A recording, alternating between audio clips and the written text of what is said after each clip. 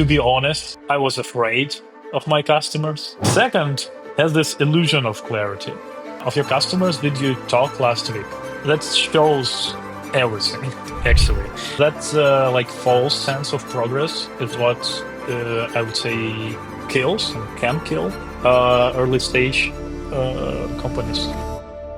Welcome to the Entrepreneur's Logbook podcast. I'm your host, Zach Bernard. You can find me on social at @ItZachB. In each episode, I bring on experts from various industries for you to learn about their strategies and insights driving extreme business growth. Today, we're joined by Vitalii Sydorenko, CEO and partner at Gearheart, an AI-powered product development studio based in San Francisco that helps companies scale, build complex enterprise-grade software products. Vitalii spent 14 years in the trenches of B2B SaaS, not just as like an advisor watching from the sidelines, but as a founder who bootstrapped his first company from zero, iterated through 37 product versions, and built it into a #1 media monitoring platform in Ukraine with over 300 clients, including McDonald, Samsung, Deloitte, all the big ones that maybe you're thinking about, before making a successful exit. That experience is exactly what brought him to Gearheart, where his team has now delivered 80+ product, including Smart Switch, which you might have heard of because they've had clients such as Capital One. They built it from scratch, which hit $1.2 million ARR within 4 weeks. They've also raised $30 million. And then Vitalii is also a scout for a Silicon Valley VC fund, which means he's basically sitting on both sides of the table, building products for founders while he's also evaluating them at the same time here. Vitalii, it's great to have you on the show. Well, welcome aboard here. Thank you, Zach. Thanks for having me. Yeah, well, it would be nice to share something. Yeah. I'm excited for this conversation because I will tell you we've had a good amount of guests on the show, but I think probably one of the areas that we have not touched on too heavily has been like the development side of things, SaaS, software. Like it's something that's present like literally everywhere. Like we're using software every single day to make our stuff more efficient, and maybe we build internal tools and everything, but it's not we have not had a guest on that side of things. And I myself have been diving into building some internal tools, and I've seen the pain sometimes of building them. So it's going to be an interesting one here. But one of the things I always like to ask to anyone that comes on the show, as it is a business, it is an entrepreneurship podcast, and you're basically a serial entrepreneur. You've started multiple different companies. Is if you had to like restart like your entrepreneurship journey from like zero, what's kind of like the one thing that you think maybe you do like differently? Oh, that's a tricky one. Yeah. I would done a lot of things differently right now, especially if we are talking about my first business. But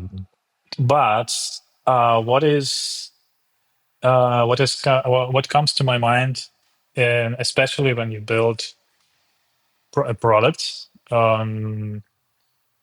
is the power of your network. And let me explain what I mean here.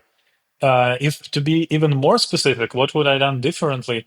I would make sure that I have 1, 2, 3 people from my target audience who I know very well, who know me, and who are ready to answer my questions whenever I have them about something.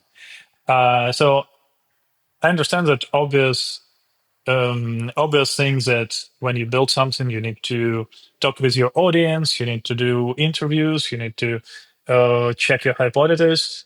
But if you have this, at least like one person or two, like on the shorthand, when you build something, when you have new thoughts about like changing something, it's really super helpful to have people you can always write or call and ask, because and it is crucial. It is crucial for the speed of your business development overall. Yeah. So that is something I would definitely do. Because I believe when you start doing something, or when you start building business, at least in my case, to be honest, I was afraid of my customers. and you try to avoid it, conversations in any way. So Hmm. that's definitely you need to Yeah. fight with from day one. Yeah, it's like getting like market feedback, being able to like have people in your network or like customers, client or anything like Yeah, that. and this first people should be a start of your community. So what I would, if I would Yeah. continue, my answer is to like to have at least for like 1, 3 people, like in this like supporters group. But then the Okay. supporters group could become community around your product, and that is Mm, something I believe is like crucial for any, yeah. especially B2B Mhm. business.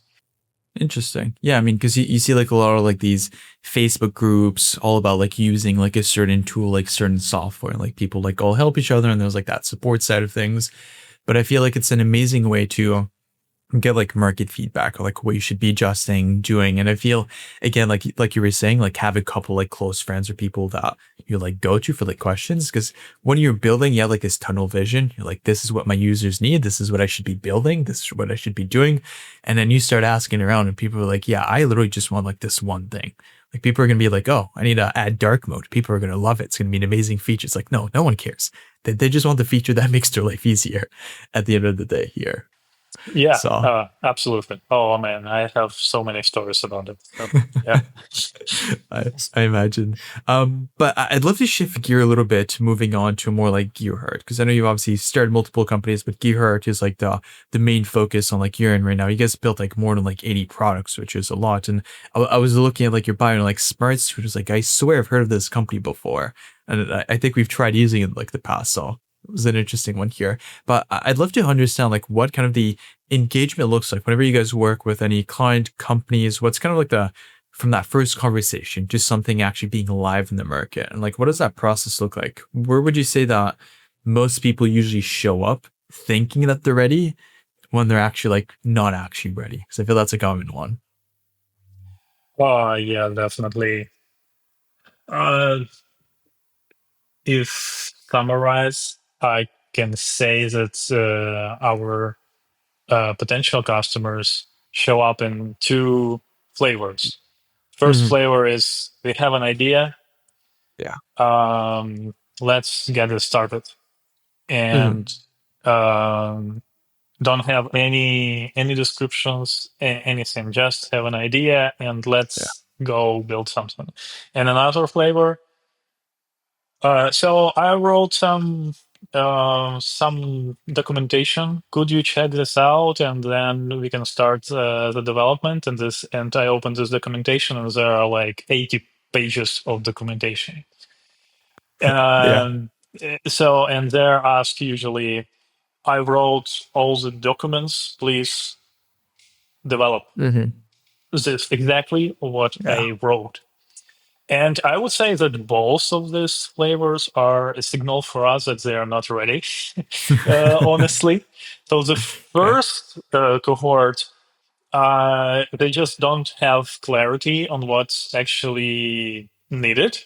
And the Mm-hmm. second has this illusion of clarity. Yeah. Um, why I'm saying illusion of clarity, because usually when we read this specs, they're like super detailed, like how this button should look like, what this button should do, like everything. It seems, and I see that the person spends like Mm-hmm. months, like Yeah. writing it, like several months writing this. But this documentation is missing like everything from the business side. What problem Yeah. are we solving? Who is our target audience? What is the market size? Mm-hmm. Like what we try to check in the first version. How our sales pipeline looks right now, like before we build in, like who our first customers who are waiting for this product. No, that's everything is missing. It's just the detailed documentation of like how everything should work, and usually Mm-hmm. it's based on uh, thoughts of founders, maybe like experience. Of Yeah. course, experience and expertise, maybe domain expertise. Yeah. But still, they're missing to sell before Mm-hmm. building something. And in the first case, when it's just an idea, um, they basically missing everything because again, they don't even know like it seems like they're ready to move forward, but they are not sure yet what exactly they Okay. want to do. So Yeah. yeah, so that's why how the engagement with us usually looks like. We have this initial conversation, Mm-hmm. and when I do my like first analysis by asking a few questions, usually I'm asking similar question to what usually investors ask because it's important for me to understand the stage of the founder, where he or she right now on this journey, how much time do they ready to spend on this and so on, Yeah. and then we the first phase of working with us is usually a discovery phase. Mm-hmm. Now it's discovery plus prototyping, but not because it's a best practice or like some checkbox we need to go through. No, it's because without it, we don't know what to build. We don't know what to recommend you to do right now, and we are positioning ourselves not only as a development partner but also like product like development partner with product mindset who Mm-hmm. built products before. So Yeah. we want to be like partners to our founders and to Yeah. really help them to avoid some mistakes, especially at the beginning. And for doing Yeah. this, we need this discovery. We need to make several deep dive sessions with the founder. We need to do our part of some analysis to understand a Mm-hmm. market a little bit, like competitors, also to Yeah. analyze deeper where the founder is right now, and then we are able to to recommend something and to Yeah. together with the founder to um, align on okay what the MVP should look like, Mm-hmm. what should we put in the MVP and what should we avoid for putting into MVP, and also now especially this of course with AI during this discovery phase we also can build a prototype easily so Yeah. that founders have something clickable, and we always pushing them Yeah. go sell while while we're doing all this stuff Yeah. because it's the most important thing. Yeah. Because Yeah, I feel like a lot of people are just gonna be like, "Oh, I have this amazing idea. Like, here is everything I want to be built." But they don't even do the market research first. They don't know if it's going to work, if the product is going to fail. So it sounds like, based on obviously your experience too, because if I recall correctly, you had like one company or like one startup that eventually didn't work out too well because they didn't find like product market fit in like one specific market. So you like seen that firsthand, but you're also like a VC scout too. So you kind of yeah, know like, okay, this, I've seen that historically, it's probably not going to work. So you're able to like go to them like, hey, let's make sure we take all the steps one at a time. So when we want to go to market, when we want to build this thing, there's actually people that want this. Like there's actually a problem being solved versus you're just solving a problem that you think people had. And I think that's a common one that a lot of people like assume here, which probably shouldn't do here. uh, yeah, definitely. And so one thing I want to mention here is that uh, nobody knows what is wrong and what is right when you Yep. build a product, um, unless it's your customers. So usually all these talks with investors, experts, mentors, coaches, they are really great Mm-hmm. and could be super helpful. But I would never took their judgments about my products because they are not in the market. They're not talking Mm-hmm. with the customers.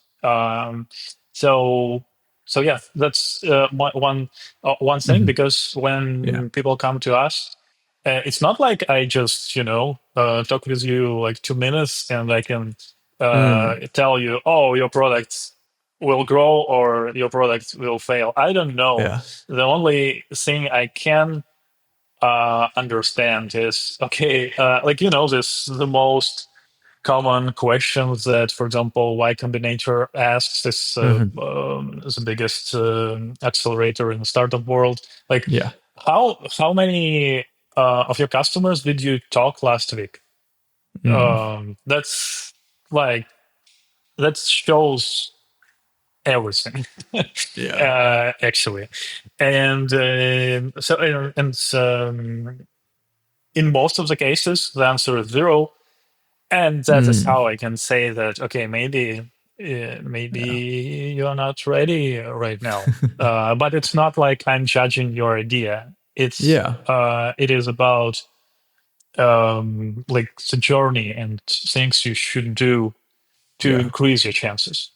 Yeah, it's not saying that it's a bad idea. It's like maybe get more feedback from your customers, people using your platform, and then you'll know actually where you need to go. Because some people are going to make assumptions what people want, and then they build the entire thing, and then 5 months later, like crap, no one wanted this. This was a complete waste of time. So I mean, that's kind of why the MVP exists. You just get a Eh, minimum viable product out there, and then you iterate. So I feel like when you get people with 80 pages coming to you, it's like you should have kept it 5 pages, made it very simple. We get the MVP on market, and then we adjust and make it better as we go here. I feel that's probably a pretty common Correct. mistake, but that was going to be actually like one of the questions I had for you. Because I mean, you've obviously seen a lot of product launch, and I'm assuming probably a lot of products fail too.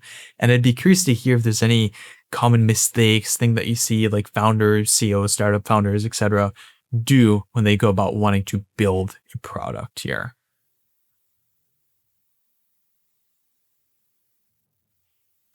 I think partially I already mentioned that, but I would say that backlog, like product backlog, is building based on founder thoughts, not Yeah. customers, and not sales goals. And I Mm, think that it's the most common. yeah. Maybe it's obvious thing, but it's still the case. It's still the case. I don't know. I've been in this startup world for last more than 10 years, Hmm. and I remember like when I read these first books, like Lean Startup, and some like back Yeah. then, and that time it was some revolution, and people were saying that, oh yeah, definitely you don't need to build first and then go on sale. You need to check this first, and it seems like, okay, 10 years later, I thought that everybody Hmm. knows it, but Yeah. but they don't. Maybe they know, but they don't do it. Yeah. But definitely, it is something. And I always see, like, in even with our like previous customers, um, another mistake that they stop talking with customers. I mean, for example, Mm, they did everything right at the beginning. Like, yeah. we talked, we did this hypothesis, we built an MVP, we launched the MVP. It has some success, Yeah. maybe or not.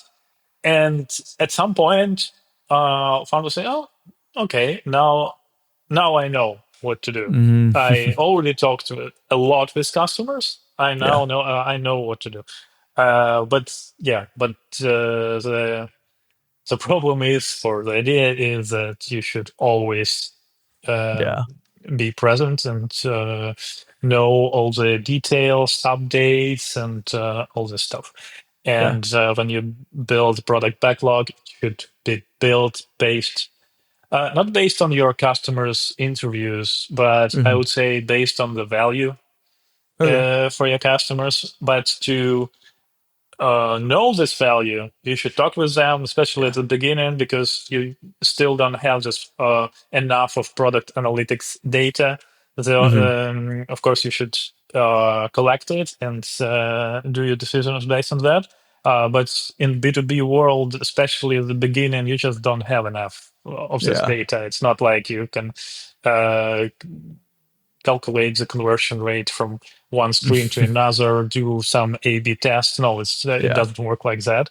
So, but still, you should not still should, um be confident in what you're Yeah. doing, and you could be confident only talking with your customers. Yeah. But I like what you mentioned. Like it's when you stop trying to collect feedback, collect user data, like what your customers want. That's where like starts to stall. And I feel that's probably the perfect example. Like if you compare like business to like everything's going well, you guys are growing, and then you're like, okay, let's slow it down on like the gas pedal. Like we're doing good.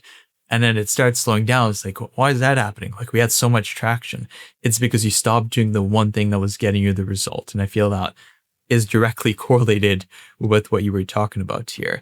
And one of the things I love to go through, because you talked about it like very briefly, like the AI side of things. And I feel like it's a very interesting like component within like developing software and all that fun stuff. And there's a lot of people that are like, AI makes it so cheap now that like any company can just like vibe code it and just like do it as they want. But there's usually a bit more of a process behind it. And I'd be curious to hear like what's actually happening when companies operate the way like, hey, we'll just do it ourselves. We'll build maybe like the 80 pages, then just give it to Vitalii here, get him to figure it out. Because I'll tell you from firsthand, I've tried building an internal tool. I think I'm close to having it built, but it took forever. So much iteration. I have no clue how to code. I just asked Claude to go back and forth. I pushed after Vercel. It pushes it, and then I'm good to go. But I learned a couple lessons doing that. I'm like, hey, maybe I should be hiring someone that knows what they're doing here. But I bet that when you just started Yeah. building it and did like the first version, Mm. you had this idea and you had, wow, I built it like in 1 hour. Now in 2 hours it will be done. Yeah. Did you have something like that? I feel like I definitely underestimated how long it would take. Like I like most like the entire like platform built. I was like, I'm almost done here. Like that was not too bad whatsoever. Oh And then yeah. what I started doing is I started going to my team. I didn't have like actual like customers or like users, but I started going to a team. I'm like, hey, like this is like what I've built so far.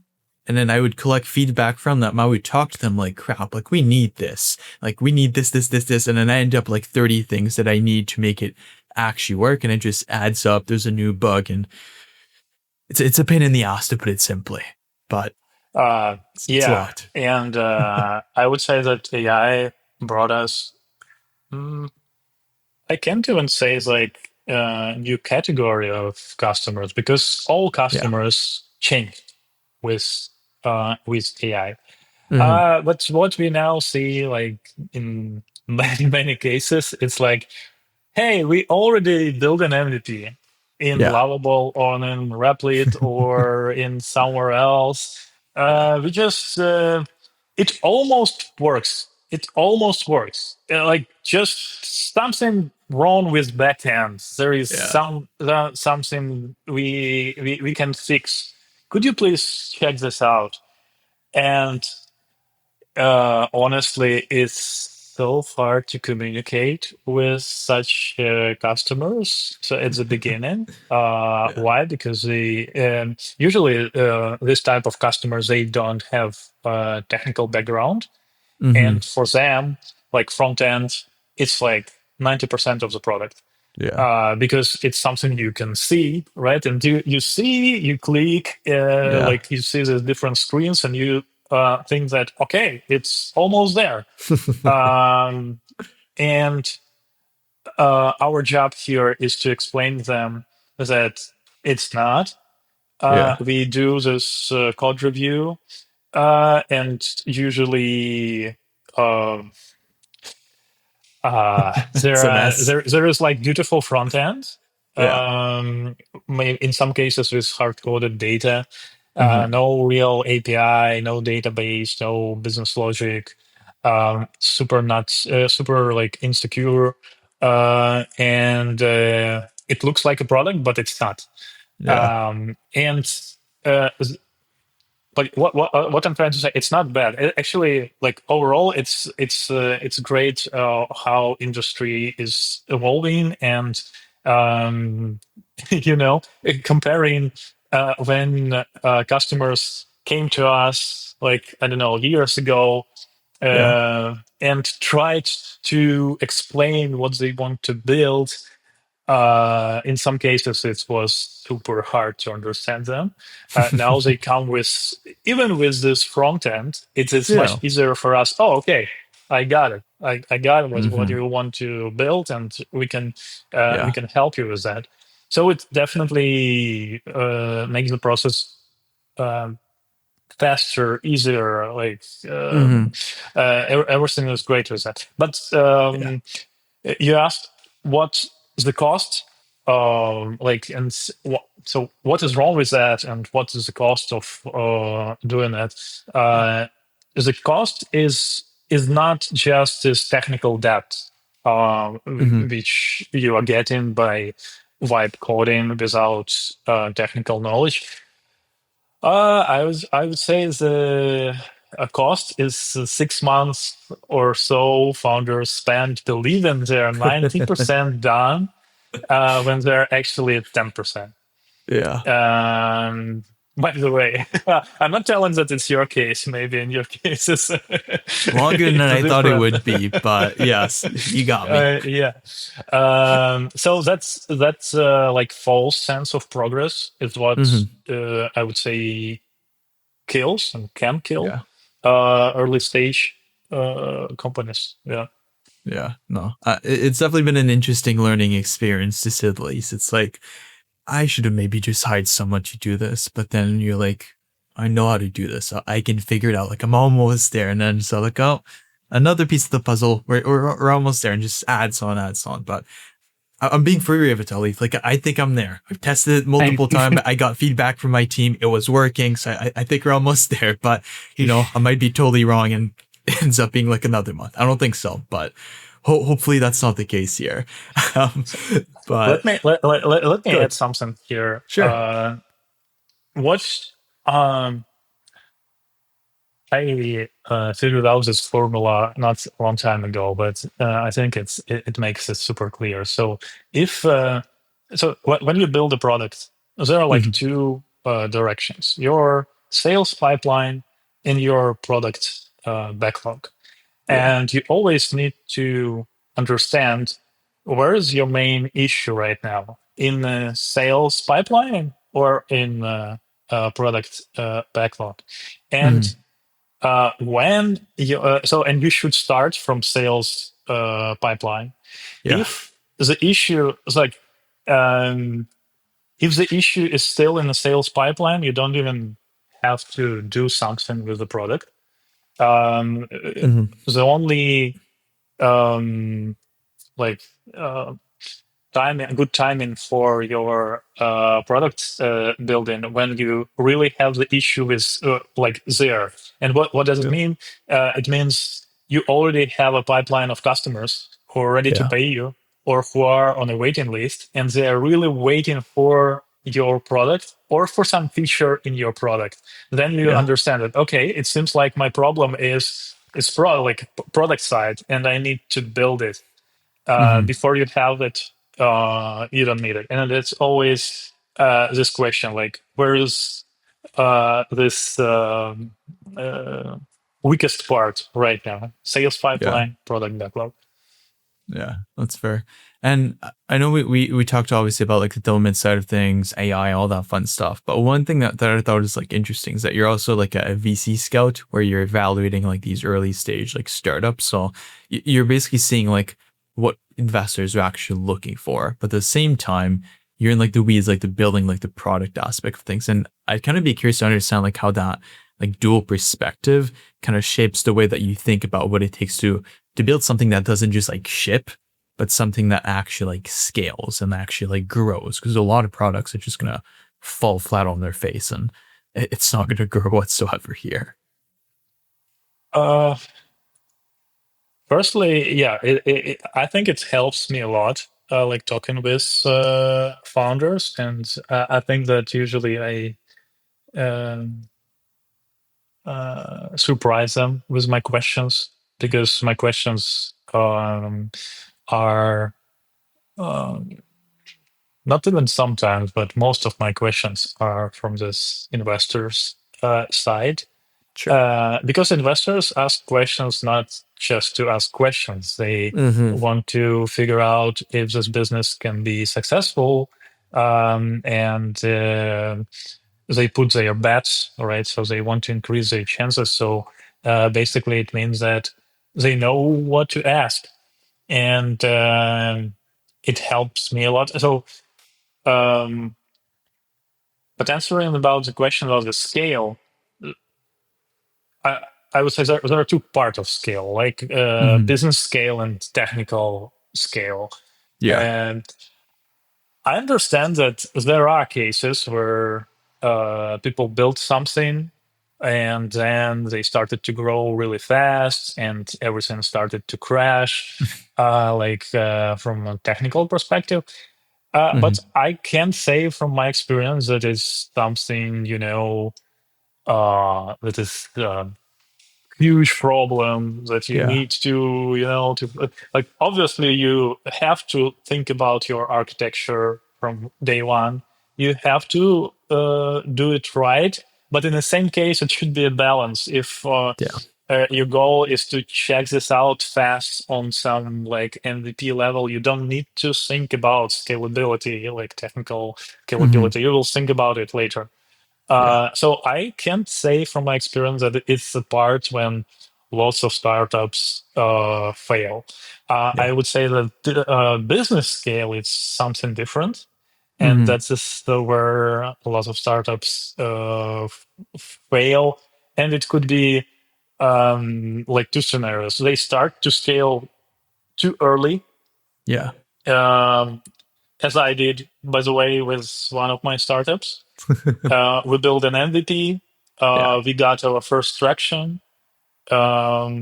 We got investor, we fundraised some money. We uh, raised first round, Okay. and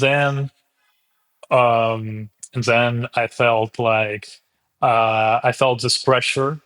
Mm-hmm. Okay, investors gave us money Yeah. to grow. We need to grow. We need to grow, and um, we started to burn our money into get more customer base. But our Mm-hmm. MVP was shitty. It was MVP, so it was good for this like 10 customers, but it's not good for another 50 customers.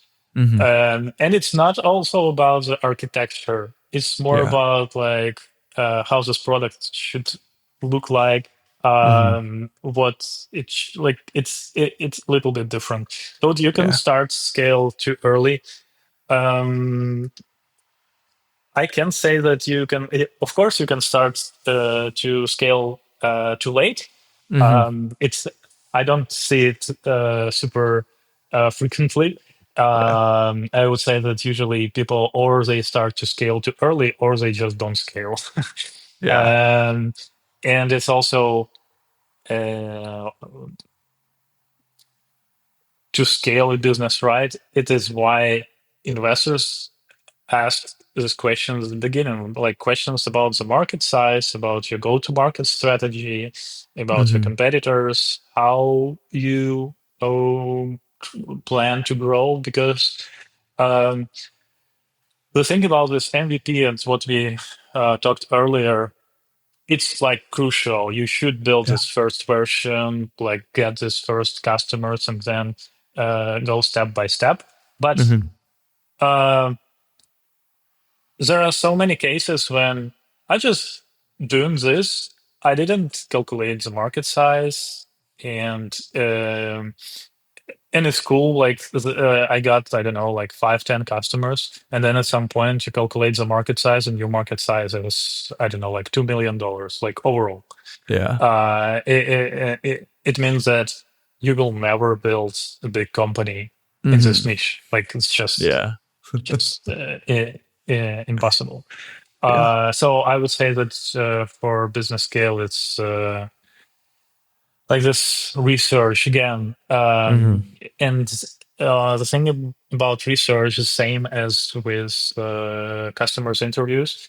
You should Yeah. do it all the time, and not only at the beginning. But then usually, like most of startups do pivots like on the go, and when Yeah. you do the pivot, you should do this exercises again and again and again, always knowing, okay, how the market looks like, how our competitors' landscape look like, and what our go-to-market Yeah. strategy.